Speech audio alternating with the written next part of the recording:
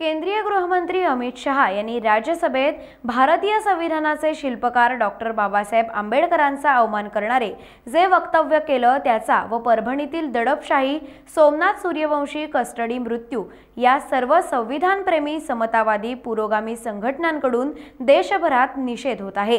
पाली सुधागड इथे सुधागड तालुका बौद्धजन पंचायत रजिस्टर क्रमांक 2756 या संस्थेच्या वतीने पाली तहसीलदार व पाली पोलीस स्टेशनमध्ये निषेधाचे निवेदन देऊन जाहीर निषेध दर्शवला।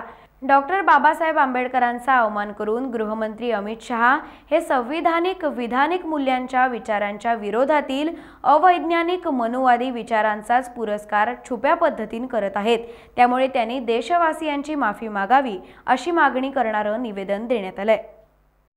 ऐका तर सगळ्यांनी परभणीमध्ये न्यायालयीन कोठडीमध्ये त्यांची निर्गुण खून झाल्याचा निषेधार्थ आणि स्वतंत्र भारताच्या संसदेमध्ये या देशाच्या गृहमंत्र्यांनी भारतीय घटनाकार डॉक्टर बाबासाहेब आंबेडकर यांच्या प्रती जे अनुद्गार संसदेमध्ये काढलेले आहेत। आमच्या सगळ्या भावना संसदेशी आणि डॉक्टर बाबासाहेब आंबेडकरांशी जुळल्या असल्या कारणाने या संसदेची निर्मिती डॉक्टर बाबासाहेबांच्या संविधानातून झालेली आहे आणि संविधानाच्या निर्मात्याच्या बाबतीत संसदेमध्ये जिथं तुमच्या आमच्या हक्काचे कायदे बनवले जातात त्या कायद्याच्या माणसाच्या संदर्भात असा अनुद्गार देशाच्या गृहमंत्र्यांनी काढल्यामुळे आमच्या सर्वांच्या मनामध्ये तीव्र खेद या निर्माण झालेला आहे।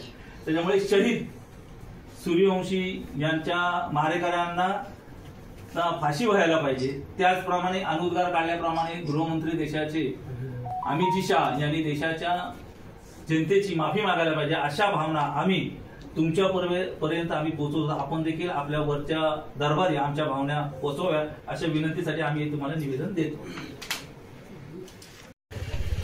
आज डॉक्टर बाबासाहेब आंबेडकर स्मारक सभागृह आणि बौद्धजन पंचायत रजिस्टर 2756च्या वतीने आम्ही पाली या ठिकाणी तहसील कार्यालय व पोलीस स्टेशनमध्ये जो परभणी येथे भीमसैनिकाची अमानुषपणे पोलीस स्टेशनमध्ये हत्या करण्यात आली त्या संदर्भात आम्ही या ठिकाणी निवेदन द्यायला आलो होतो। आम्ही या ठिकाणी निषेध व्यक्त केलेला आहे। गेली आपण पाहत असाल की ज्याप्रमाणे हे सरकार आलं, ज्या दिवशी हे सरकार आलं ज्या दिवशी या सरकारने शपथविधी घेतला त्याच दिवशी या सोमनाथ सूर्यवंशीची हत्या करण्यात आली। त्याच्यानंतरच आपल्या संविधानाच्या प्रतिकृतीचे विडंबन करण्यात आले। एक प्रकारे या देशामध्ये संविधानाची विडंबना सुरू आहे आणि या संविधानाची विडंबना सोडून या ठिकाणी मनुवाद पेरला जात आहे आणि त्याकरताच आपण सगळ्यांनी एकत्र येणं फार गरजेचं आहे। आत्ताच मनुस्मृती दहनाचा कार्यक्रम काल झालेला आहे। तुम्हाला सांगतो हे सरकार आलेलं आहे, बहुजनांना या ठिकाणी जगणं आता मुश्किल होणार आहे। त्यामुळे सर्व भीमसैनिकांना मी आवाहन करतो की तुम्ही आम्ही सगळ्यांनी एकत्र राहिलं पाहिजे। आता लक्षात घ्या दिनांक 1 तारखेला आपण भीमा कोरेगावला सर्वजण जाणार आहोत।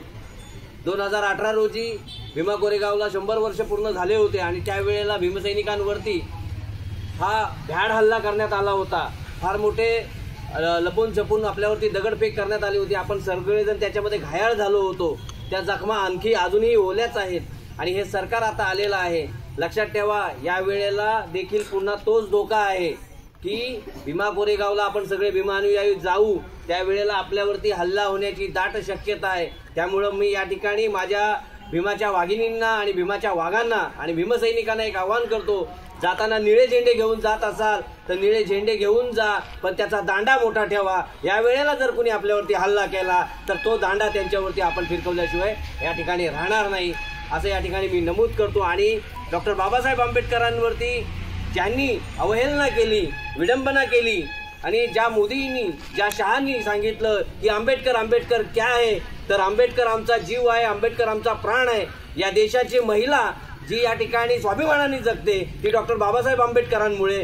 तुम्ही ज्या खुर्चीवरती बसलात ती खुर्ची डॉक्टर बाबासाहेब आंबेडकरांमुळे आहे। हा देश बाबासाहेबांच्या राज्यघटनेवरती चालतो, तिथं बाबासाहेब आंबेडकर आहे। तर आंबेडकर या देशाचा पाया हा डॉक्टर बाबासाहेब आंबेडकर आहे। या देशाचं संविधान बाबासाहेब आंबेडकर आहे, येणारं राज्य बाबासाहेबांचं आहे आणि यापुढेही तुम्हाला बाबासाहेबांच्या बरोबर चालायचं आहे। त्यामुळे तुम्ही आंबेडकर बोलू नका, तुम्हाला आंबेडकर बोलावंच लागेल। ही डॉक्टर बाबासाहेब आंबेडकरांचा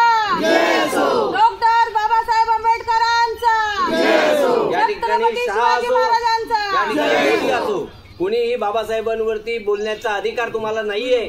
बाबासाहेबांच्या विचारांचा आदर करा, हा देश तुमचा स्वीकार करल. लक्षात ठेवा, तुम्ही सत्ता बदल झाल्यानंतर बाबासाहेबांची विडंबना केली, त्याच्या आधी तुम्ही चूप होतात, त्याच्या आधी सगळेजण संविधान करत होतात. आणि आता अचानक तुम्ही भाषा बदलली, जसं सत्ता आले, तुमचं सरकार आलं, तुम्ही भाषा बदलली, ठीक आहे, हरकत नाही. परंतु येणाऱ्या निवडणुकीमध्ये आंबेडकरी जनता तुम्हाला तुमची जागा दाखवल. हे एवढंच या ठिकाणी बोलतो आणि थांबतो. जय भीम, जय शिवराय. टाइम्स डिजिटलला लाईक करा, सबस्क्राईब करा, शेअर करा आणि बेल आयकॉन दाबायला विसरू नका. पाहत रहा टाइम्स डिजिटल.